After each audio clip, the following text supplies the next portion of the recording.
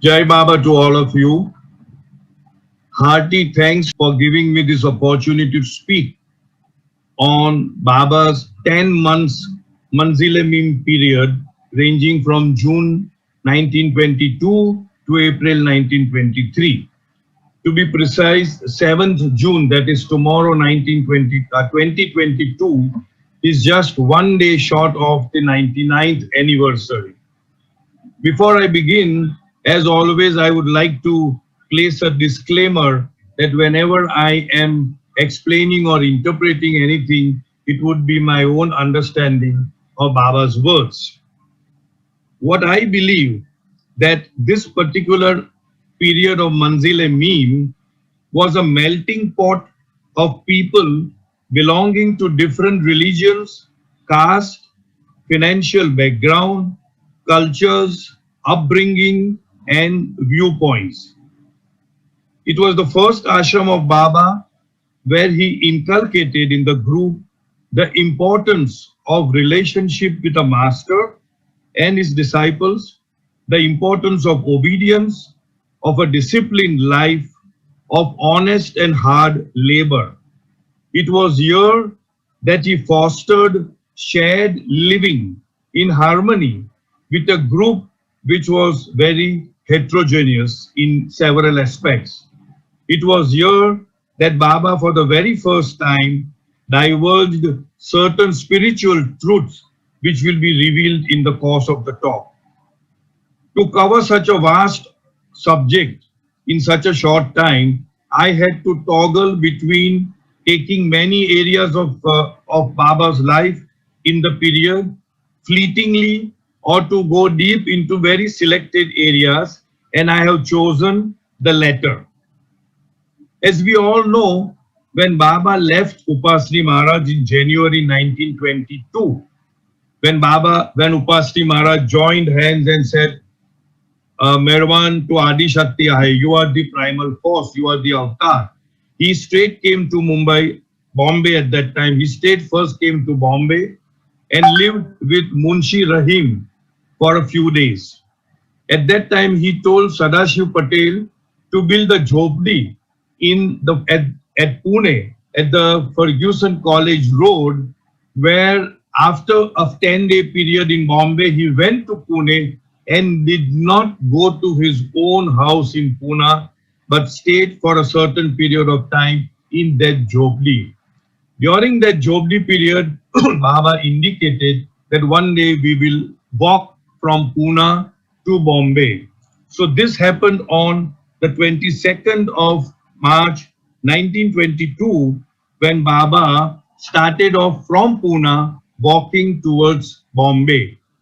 Halfway through, they did take a lorry, that is a motor truck, and they reached Bombay in the evening of 26th of May. Initially, they lodged themselves in Munshi Rahim's home for some days, and they were frantically hunting for a proper bungalow for all these people to stay. They were approximately 45 in number, 22 Muslims, 11 Hindus, I suppose, totally 45, and a few Parsi Zoroastrians. So after a long and arduous search, they could find one particular place at Dadar. And Baba liked that place and he approved that place and he said that, okay, we will stay in this particular place. I believe the purpose of this stay in Manzil-e-Meem for 10 months was to polish and groom his disciples because, excuse me please,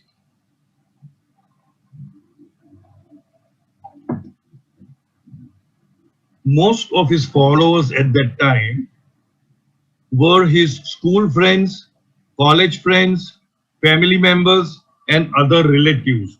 And although they did respect him, but they did not take him to be their master or they did not know him to be the avatar of the age.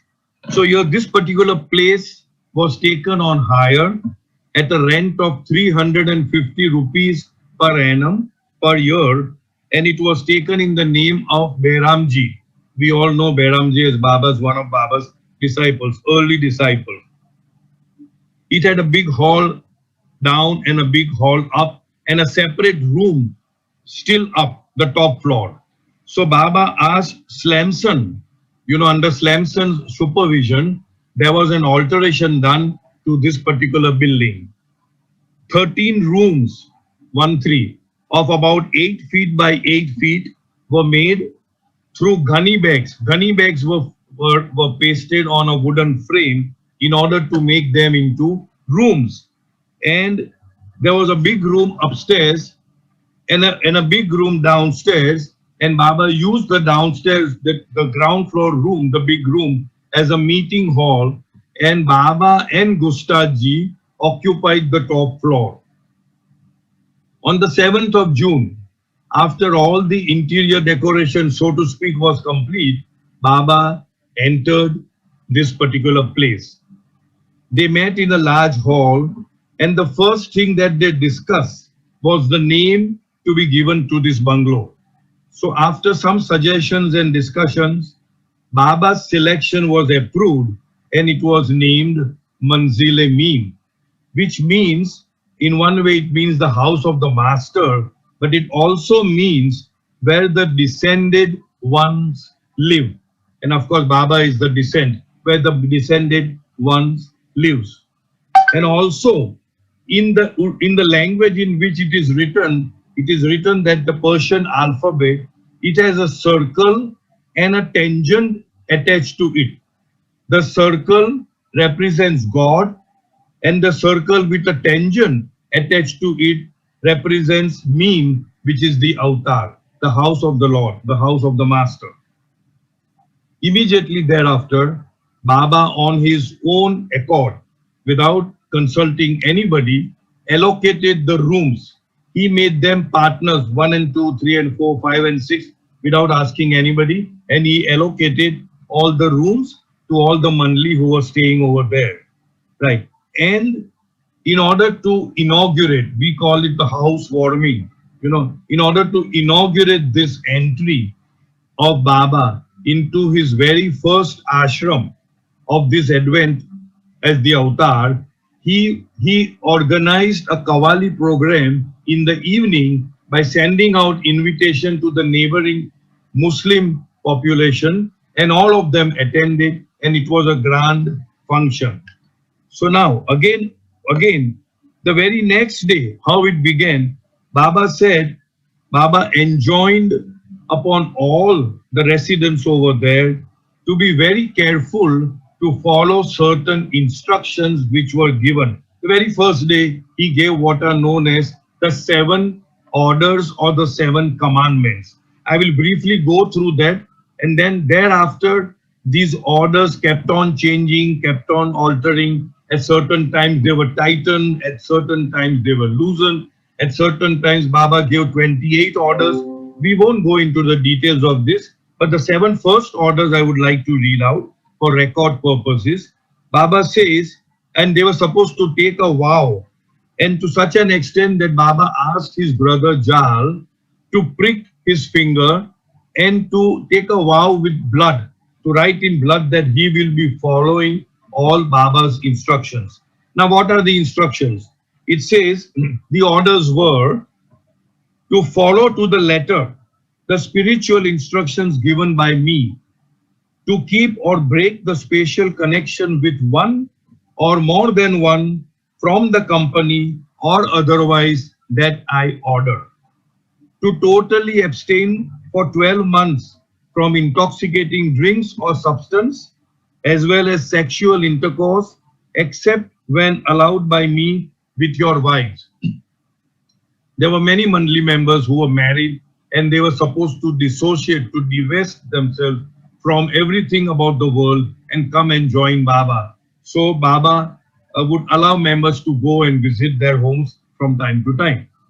To eat, drink and dress according to the residence system. To avoid eating fish, flesh and eggs under any circumstances. To be present in the bungalow from 7 p.m. to 7 a.m., barring accidents and mishaps. To follow faithfully the external duty given to each. Baba had given each one specific duties which they were supposed to follow meticulously. Under no circumstances to give up my company, even if you find the whole world turn against me, except when ordered to leave me. That means unless Baba orders the person to leave Baba, only then he can leave the company.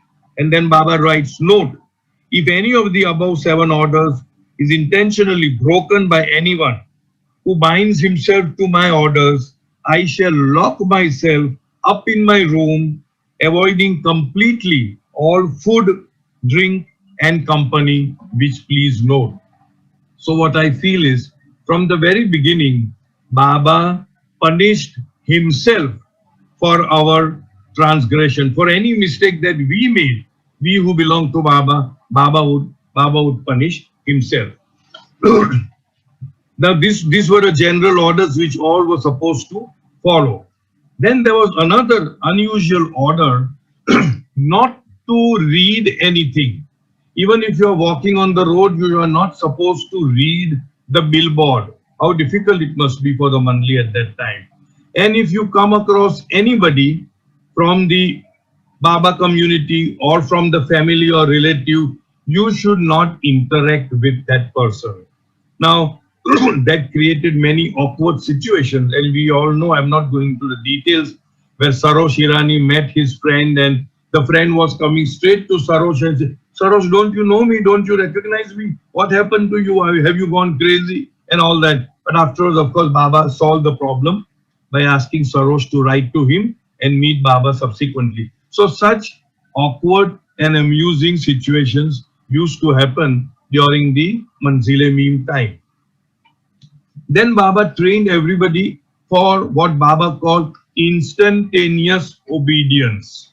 Obedience is there, but sometimes it is something like if I'm shaving and Baba calls me, I would just complete the shave and go, and Baba would be absolutely angry. Why did you not come immediately? And when the Mandli would say, but what is so important? I mean, why are you so fussy about instantaneous or implicit immediate obedience?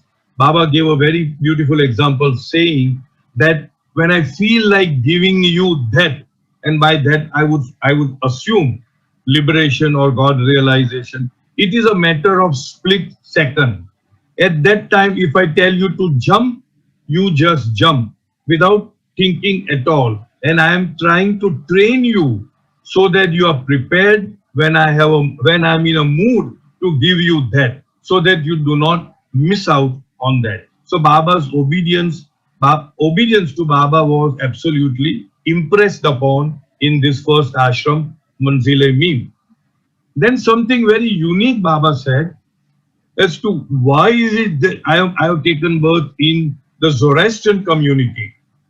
The last prophet, as we all know, was Muhammad Paigambar Sahib. So Baba says here, from the viewpoint of divine gnosis would mean spiritual knowledge, irfan. The Muslims progress from oneness, that is from wahadat, to manyness, kasrat, and the Hindus from manyness to oneness. Thus, the Muslims and the Hindus represent the extreme and opposite points of a diameter of a circle with God as the center. Zoroastrianism is midway between the two extremes, and hence the choice at this juncture of a Zoroastrian form in me as the vehicle of spirituality derived from the Muslim and the Hindu sources. This was revealed by Baba in the Manzil-e-Meem. Now, Baba was a very practical master, as we all know. There were many married people who had left their wives and children and have come and joined Baba for good, forever. And Baba, being so practical, he allowed for some kind of an allowance or a ration on monthly basis to the families of those who were married and who had left wives and children at their own place. During this period, again, one more aspect, nobody was allowed to touch Baba's body without Baba's permission. You cannot touch him. The only exception being Adi and Gani, because Adi and Ghani would be giving Baba bath. Baba would not take bath on his own. Adi would fetch the warm water from ground to the top where Baba used to reside, and Ghani would give him a bath, and after the bath they would both leave, and Baba would then change clothes and then come down. So that was a regular feature in the Manzil. Once again, many times Baba's orders are ununderstandable. They are very peculiar. So Baba had given a peculiar order to Adi, Gani and Ramju. And what was this order? That when all the three are not doing anything, they are not occupied in any work, they were to sit near Baba in a prescribed manner. And what was that manner? Adi to Baba's right, Gani in front of Baba, and Ramju to his left. And all the three said that it was so awkward at times, even while traveling in the train, they were supposed to sit in this way. Forget about traveling. Even if Baba were to go to the loo, to the toilet, all the three would occupy that place outside the toilet. For whatever reason Baba gave that order, we do not know, but that was the order Baba had given to the three of them. Baba had a very sharp, hawk-like control over each and every mandli. You were not supposed to talk, you were not supposed to move out, you were not supposed to invite anybody. When you go out for work, you were not supposed to read. And to a point where Adi, who was attending college, was told that he was supposed to note down the thoughts which he is having at the time of journey. That was a thought diary. Similarly to the thought diary, there was also a dream diary at Manzil E Meen. And off and on, time permitting or mood permitting, Baba would just flip through those pages and everybody would be sitting around. So in that way, Baba was even indirectly or directly controlling the thoughts and the moods and the emotions of everybody. So his control over all of them was, as I said, like a hawk. All the time he's watching over you. That kind of. Baba had a very, very fiery disposition at that time. And Adi Kaka would say when he would visit our center for giving talks, that Baba would be like a roaring lion. And even though he was so thin and very, very slim, he would be like a lion and he would throw things here and there and everywhere. And everybody, all the mandli, nobody would dare come in his pathway. Come, like how elephants charge and nobody should come in the pathway, otherwise you are thrown out. He had that fiery nature. And then Adi Kaka would say that just as quickly as he would revolt and shout, similarly he would calm down and become his own usual self. So that was the Jalali trait which was exhibited during those times. Also, the other trait was that he used to consume during a certain period of time a very, very, what should I say, copious amount of tobacco during that time. If we were to taste a little tobacco, we would faint. He would not eat, he would go on fast, he would not sleep well, he would be eating a lot of tobacco, and yet he would be very vibrant, he would be absolutely full of vitality. And Dr. Ghani and other doctors, they would say it is impossible for any ordinary human being to live or survive in such a state. The tobacco that he was eating at other place, it was mentioned when he was in the last leg with Upashri Maharaj. Upashri Maharaj had told the panwala to give as much pan, what is it called, betel leaf, to Meher Baba as many as he wants. And it is said in one of the diaries that Baba would eat the pan at such a speed that the panwala cannot cope up with that eating.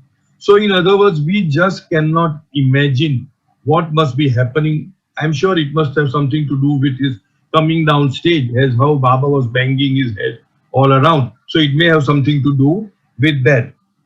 And then Adikaka would say that for no apparent reason, Baba would have such strange suffering. His eyes would roll up, his breathing would become heavy as if he's just about to die, and he would roll on the ground, deeply agonizing suffering. And just as sudden as suffering started, it would also stop.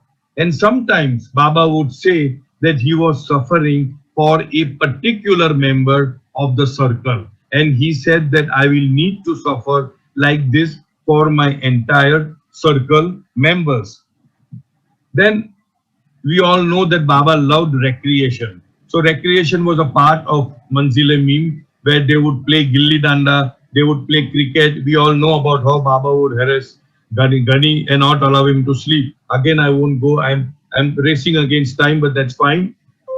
In other words, gilli danda would be played, and he would offer gum and broken pieces of glass to the mandli to apply it on the string to make it as a maja. We call it a maja. In order, when you fly kite, you are supposed to cut the other kite, and the cutting depends upon how well you make the maja. We all know about how Bhaidu got his name. Again, I will say very briefly. Baba always emphasized on fine arts and creativity. So Baba would encourage his mandali that in your spare time, try to write something, try to compose some poems and all that. So they would do it, and at the end of the day, they would read it out to Baba.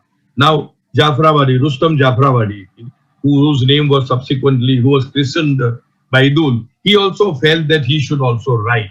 But he had absolutely no, what you can say is he had no liking, he had no this thing. So what he would write something, and in our language we would say it would be absolutely hopeless. But Baba would charav him. Baba would say, well, very good, very good. And one fine day, Baba says that our Rustam has now started writing such beautiful poems. So we should now anoint him with some title. So in Persia, there was a very great poet who was known as Sibal. And so Baba, yes, Bidal, I'm sorry, Bidal. So Baba said that, Ghani said that he was Bidal, so we will call our friend Rustam Baidul. So everybody started calling him Baidul. Then after a little while, they said, no, he is much better than Bidal. So now we have to give him some additional title, and that is how he was nomenclated as Aga Baidul, the great Baidul.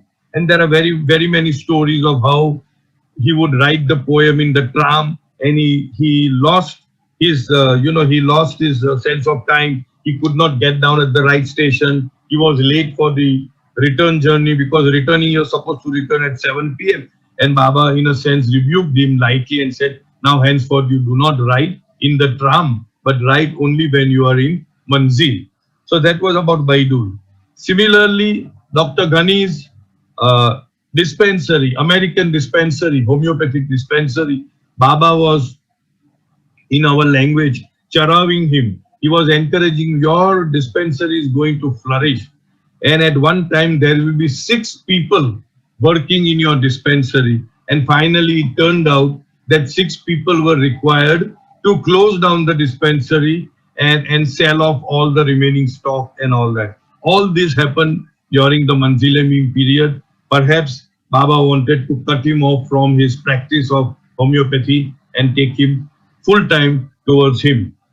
Then, for the first time, in September 1922, Baba used the term, Islamic term, must, because one person came into the Manzil-e-Meem compound and Baba said that he is a must. That was the first time Baba used that term, and Baba bathed him, fed him, and he was allowed to go. And after that period, several more such people started visiting Manzil-e-Meem. Then Baba pays homage to his master, Upashri Maharaj, by visiting Sakori along with Khak Sahib and Asar Sahib, and Baba interviewed Upashri Maharaj, asked him so many questions, and that is how the 3 books one in Gujarati, one in Marathi, and one in Urdu about about Upashri Maharaj's biography and other things that came into being. Sakorina Sadguru, one is Garibo Ka Asra, and the Marathi one I think is uh, Upashri Maharaj's life story in Marathi, but I don't know the exact title in Marathi. And in order to publish those books, a special publishing company was established at Manzil-e-Meem. It was known as Circle and Company, and Rustam was the head of that Circle and Company. And after they wound up Manzil-e-Meem on 19th of April 1923, they had kept a small outside room in order to wind up the work of Circle and Company. Then one fine day, there was a white pigeon that came flying into the Manzil-e-Meem, and after it lived for a few hours, it died. So Baba said that this pigeon was carrying a very important message from the emperor, which means Hazrat Babajan, and the load of the message was so heavy that after delivering the message to me, the pigeon dropped the body. And Baba cremated the pigeon with all the honor. And Baba wrote a very beautiful poem about it. This was on 11th September 1922. I won't say the whole poem. I will just say the first line and the last line. Baba composed this poem, and the first line says, "O pigeon, I accept you as my honored guest because you had come from the emperor." And then Baba is praising the pigeon and the emperor. And then the last line is, "Royal pigeon, you have become a saint. You are now buried at Manzil-e-Meem, and Merwan kisses your feet in reverence." So that was the episode about the pigeon. Then in between, Baba started what was known as the labor phase. I have this feeling, this is my interpretation, that this was like a mini show, like a pitch which is being prepared before the actual cricket match. This was the training ground for the Manli to stick to Baba and also to move on to the new life and other phases of Baba's life, because all these aspects which were emphasized in the new life, the labor phase, the phase of keeping a smiling face, smiling countenance all the time, implicit obedience, not to show moods, all that was inculcated during the Manzil-e-Meem, like a seed which was sown during the Manzil-e-Meem period, which then fructified during the whole ministry of Baba's advent on earth. So when the physical work was given, Ghani would rave and rant, and he would say all kinds of things to in short induce Baba not to give him the work. And then at one time he said something about Farad and Shirin, that I am not your servant, but I am your lover. And Baba jokingly said, "Look at the face of the lover. He has got such a big head. He doesn't know how to obey. He doesn't know how to work."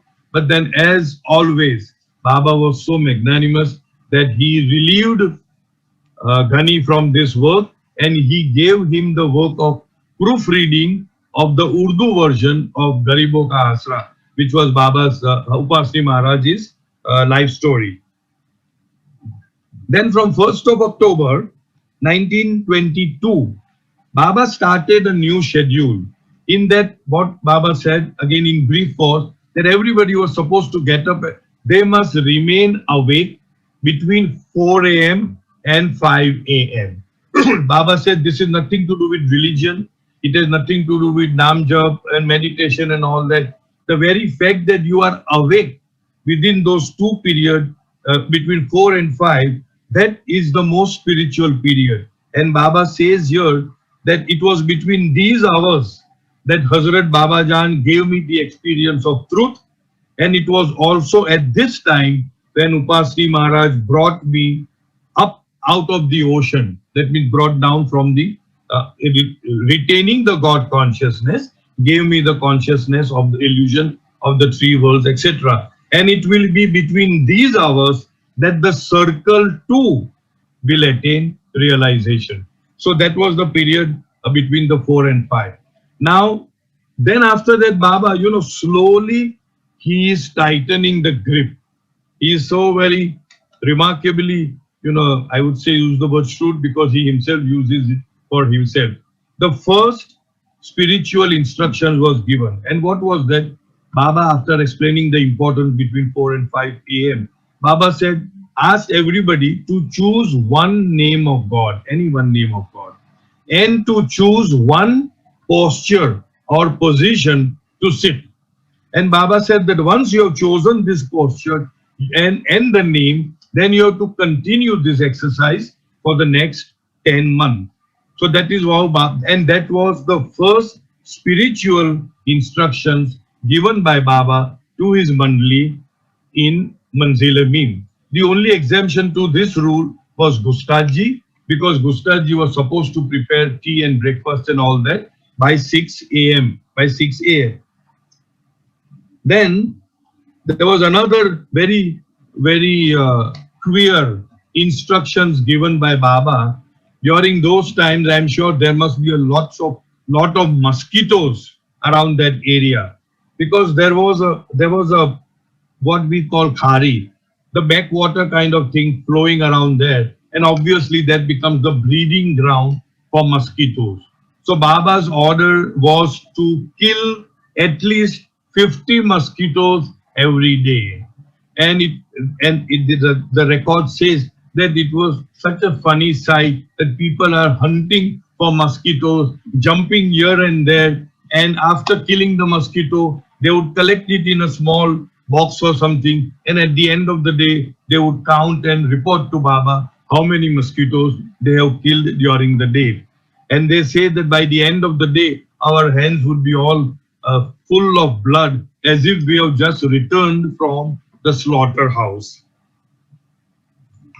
Then again here, a discourse was given between the inner state and the outer state. In brief, I'm just trying to cut it. In brief, Baba says either you follow a guru, which means the perfect master, or the avatar. Avatar is the eternal living perfect master, or you follow your religion. There is no go between. There is no in between way.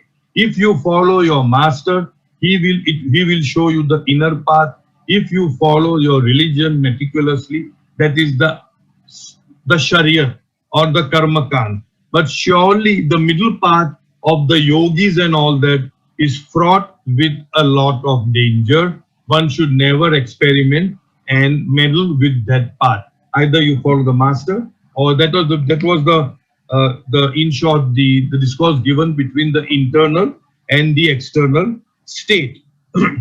Then one fine day, as Baba was being prepared for a hot water bath in the afternoon, Baba ordered for some chocolates, and Baba distributed everyone the chocolate. After a few moments, Baba asked, the chocolate taste of the chocolate was gone. So Baba asked everybody, how does the taste remain? Obviously, everybody said that the taste has gone. There is no. So here Baba uses every incident to convey a discourse. So here Baba says that the mind is pleased when a good thing is given, but it soon returns to its original state. Similarly, the same mind revolts when some bitter medicine or castor oil is forced upon it, but again it reverts to the same normal state. This proves that both the pleasure and the pain of the world are short-lived. So Baba gave this discourse. Then Baba goes on to say, sexual intercourse is the highest type of sensual pleasure in the world. But how long does it last? Only a few minutes. If this, the highest of all worldly pleasures, is compared with the real happiness of the eternal bliss, it is a mere shadow. See the words used, a mere shadow of a drop from the infinite ocean of eternal bliss. So this was the discourse given after the chocolate was given. Now here again there is a landmark date, which is 12th of October 1922. This was the first time when Baba allowed his disciples, the Mandali, to offer him obeisance. That means He allowed them to bow down to him to pay respects to Baba. That was on the 12th of October 1922. Then later on, Baba said that I am caught between two fires. He was suffering, and Upashri Maharaj was consistently calling him to Sakori, and he was not going. So Baba says, if I do not go, I suffer all the more. But if I go, then he suffers. He takes upon my suffering, and his taking upon my suffering would mean that he would beat me up, he would humiliate me, he would insult me in front of everybody, and I really do not know what to do. So he was very democratic. So he asked people, and except for two Mandli, everybody said that no, Baba, you should go. So here, the whole point is, the whole of this drama, you may say, Baba's Leela was that when he went to meet Upashri Maharaj, that was the day Mera and Mera's mother and others, they had come to take Upashri Maharaj's darshan. And that was the last day of Meher Baba in Sakori when Upashri Maharaj was still in the body.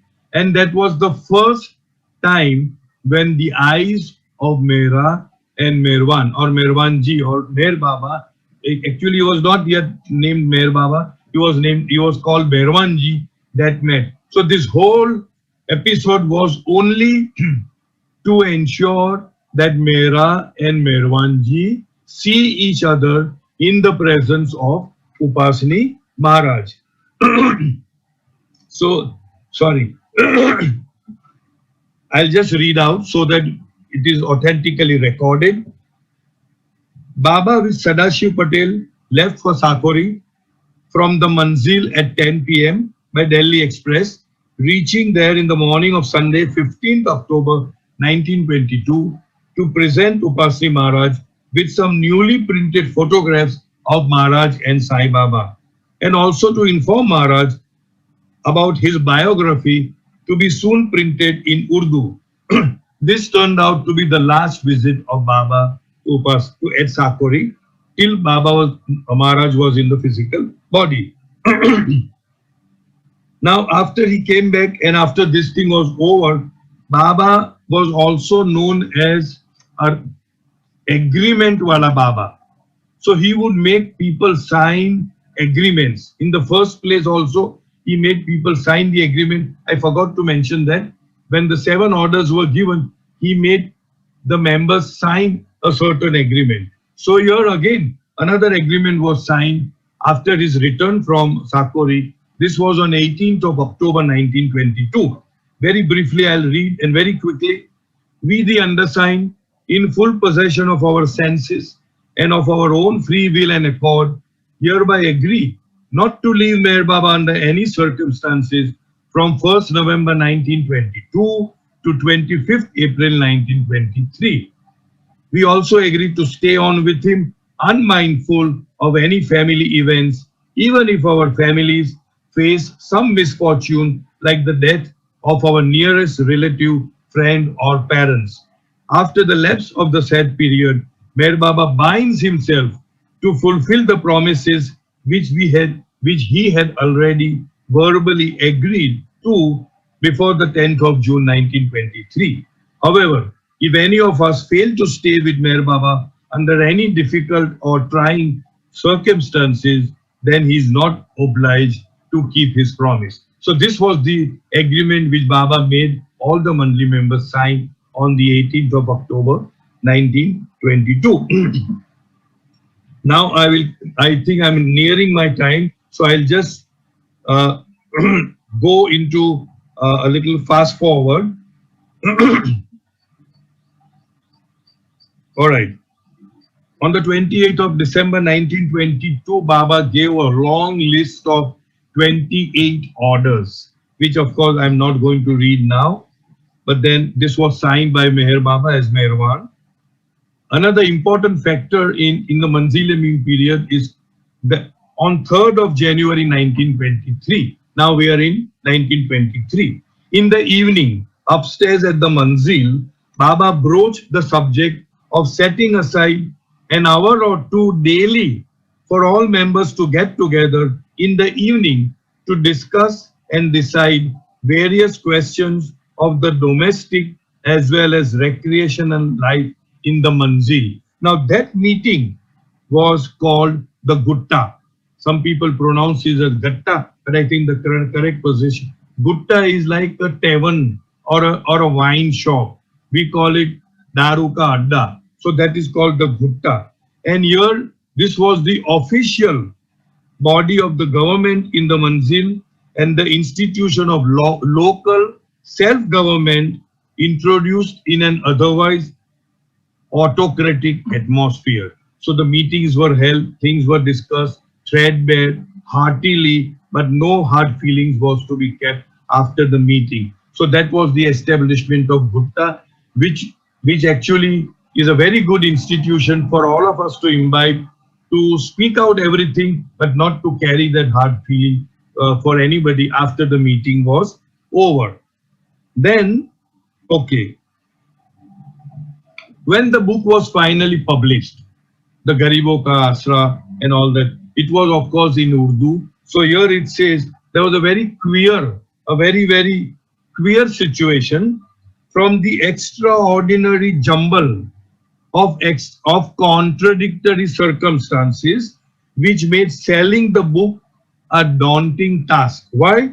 Because the book was a life of a Brahmin master, which means Upashri Maharaj, with a Muslim guru, that means Sai Baba, and a Parsi disciple, that is Meher Baba, and it was written in Urdu language and trying to be sold off to persons for whom Urdu might be Greek and Latin. So Baba, in order to erase the ego of the Mandli members, would ask the followers of Islamic tradition to go and stand outside the masjid and sell this book, hard selling.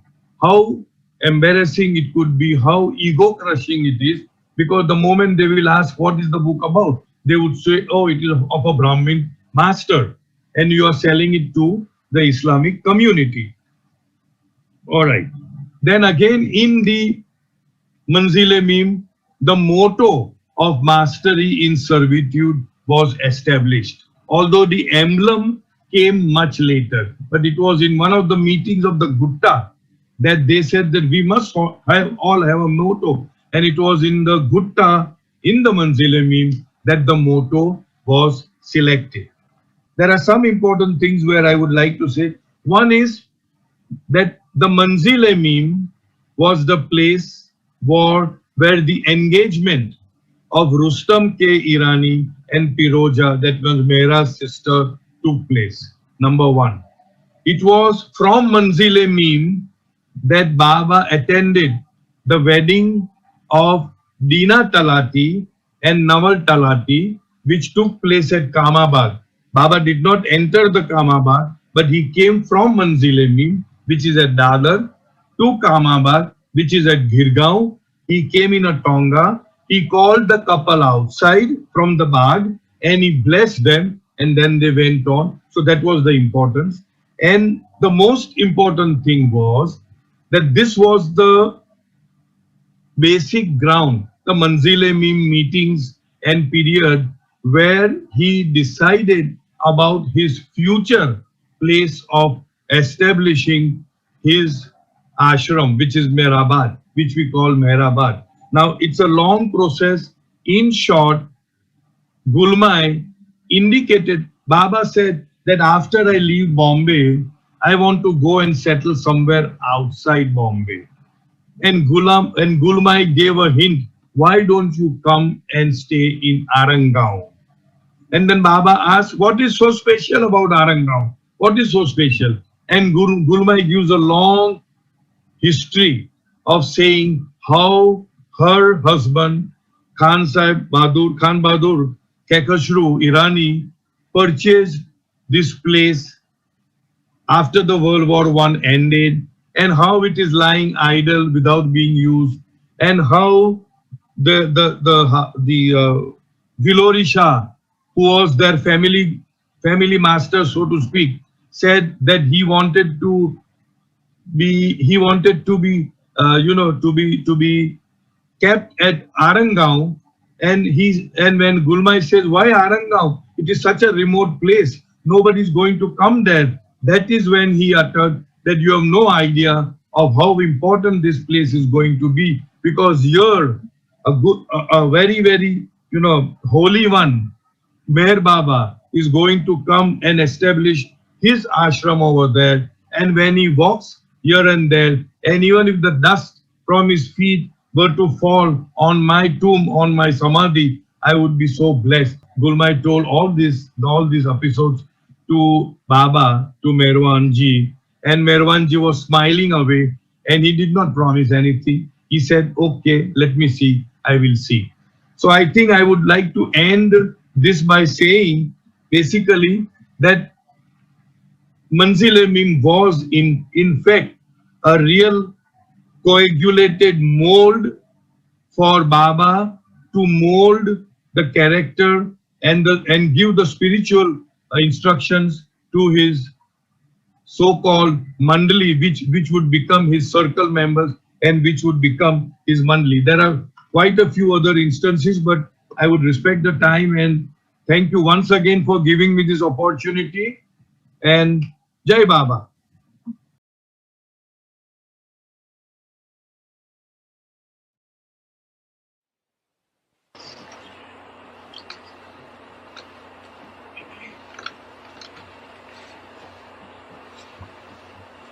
I was a, I was in my teens. I was 18 years old, and I used to go to a college, commercial college. And Baba was so kind to me that one amongst the mandali, who is Pendu's father was called Masaji. He used to cook for the whole of the mandali and also cook for Baba. In the morning when we had breakfast together, I had breakfast together with Baba. And then again, at about 9 o'clock, I used to leave for my college. Then Baba, and then came back in the evening. It was a great distance for me to go in a local train. So Baba made me sit there and got the breakfast, a special breakfast, and morsel after morsel he used to feed me there. I mean, that love, when I remember it, I almost shed tears that for the perfect master, he was called perfect master then in the Avtar, for him to sit there and with all love to his lover or maybe an insignificant fellow to feed him morsel after morsel until the whole breakfast was over. He used to keep so much patience as to feed me the whole breakfast. Then I was asked to go to the college, and I was ordered that when I went to the college and came back from during the hours of study, I was occupied for study, but during my journey to and fro, I had to keep notes of all the important thoughts that I got. And all the persons I spoke and talked to and who came in my contact. It was such a huge task for me, I do not know. Now, how to keep the notes of all the important thoughts during your journey every day in a local train about 10 miles away from Dadar to Fort area. So all that was a disciplinary training. So one day, Baba had prohibited me to any one of my old friends that I came across in the train. I was not supposed to talk to him at all. Now one day, actually what happened, I was traveling in a train like this. And one of my old friends of the school days, you see, he came and sat right before me. And he called me. I did not answer. He comes near me, he talks to me, I turn my head like this. Because the instructions are not to talk to him. And he got so irritated, he almost started abusing me, but I would not move from my seat, I would not talk to him at all. So probably he thought that this fellow has gone mad or out of his head. He just left the situation as it left me and walked away. When the station arrived, you see, the train stopped and he walked away. So it was such an embarrassing situation for me, and so it's just a part of his discipline. There was another friend, of my school days. He came from Persia, a very tall, hefty man, 6 foot up. He went back to Persia, and after many years, he remembered me, and he came all the way from Persia to India just to see me. He was a very great school friend of mine. And imagine, he came to the doors of Manzil-e-Meem, standing outside the gate compound of the Manzil-e-Meem. I am coming from my college, just entering that gate. He sees me before me. He asks me a question. He tries to talk to me. I don't give any heed. I give no reply. This fellow keeps standing here. I straight away walk inside. And Baba is there. I quietly go to Baba, and Baba, I say, this old friend has come. Shall I go and talk for a while? And Baba gets so irritated and so inert. You have no right to ask me this question because the instructions are there that you should not meet any of your own friends. And that man keeps on standing there for 1 full hour, waiting for me to come out. Because perhaps he thought he knew little of Baba, he knew that I was under Baba's instruction, and maybe that without talking to him, I went inside to ask Baba, take Baba's permission, and maybe I come out again and talk to him. But he waited and got so disappointed and went home and wrote to me a very nasty letter, which letter came to Baba's hand, and he asked me to just tear it up and throw into bits. So I'm just giving an idea of the discipline that he made us pass through during our stay in Manzil.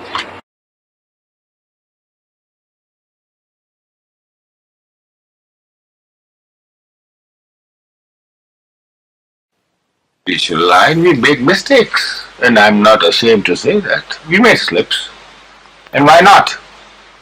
We are not perfect, or are we? So, in Manzil-e-Meem, 1922, it was a custom that after dinner Baba would sit with the Mandali and talk for some time, and by 8 o'clock everybody would knock off to bed. And there we had a ship's gong to call people, or when the ship's gong went, come on, disperse.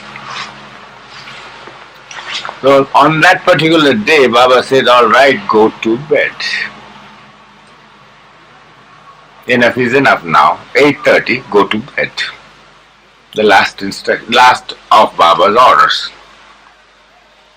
Well, the Mandali dispersed. We had small coops, small partition rooms. Sarosh, Rustam, Adi, myself, Pendu, everybody just dispersed. Some goes to the bathroom, some goes to the water closet, some just talking.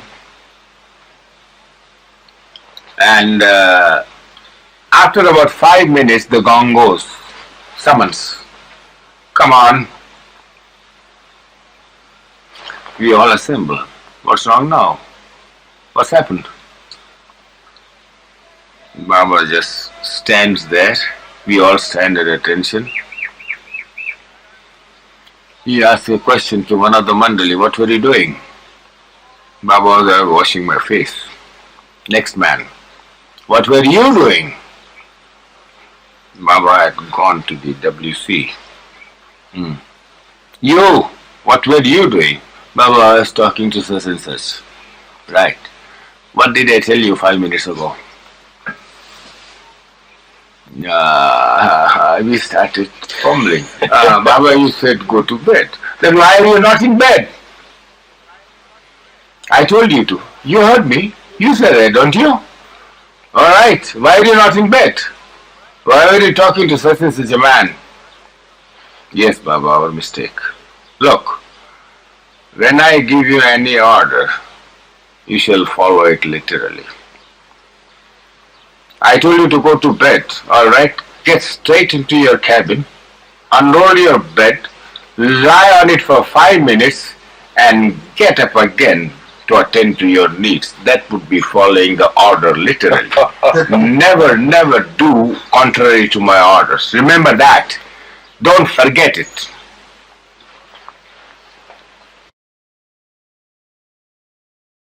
Stick with the women. The women were not allowed to come out, neither any outside man was allowed to get into the house. But this master, being really a spiritually advanced man, was known to the people, and they used to give a free access in their houses. Now when Baba came down, he caught hold of the hand of this master and immediately entered the house. The inmates of the house all came out and vacated the entire house to give room. They had never known Baba at all. But they didn't know the master. He gave, the inmates gave room to Baba and this master to go in. And Baba went inside, we were waiting for him. And Baba came back after, I should say, about 12 to 15 minutes at the most, about 10 to 12 minutes. And when Baba came out, he looked very, very happy, his face glowing. And then I turned the car back slowly, and as I was dying, Baba said, "Do you know this master was of the seventh plane master, the highest master, the master who enjoyed the I am God state. He was not conscious of the world. He was a full mazoo, immersed into the God consciousness." So he repeated this couplet of a poet. I don't know whether it is by Hafiz or somebody. Khud ba khud azad budis, khud giraftar amadid. It was in reference to God. He himself was all freedom, enjoying that freedom. And he got himself caught up in his own creation which he created. Do you know a small child, when he releases the wind, he farts a little, you see, and creates a small noise, and himself gets startled by it. So God the Infinite created this world. It is becoming too much for him. Baba himself said, "This is all a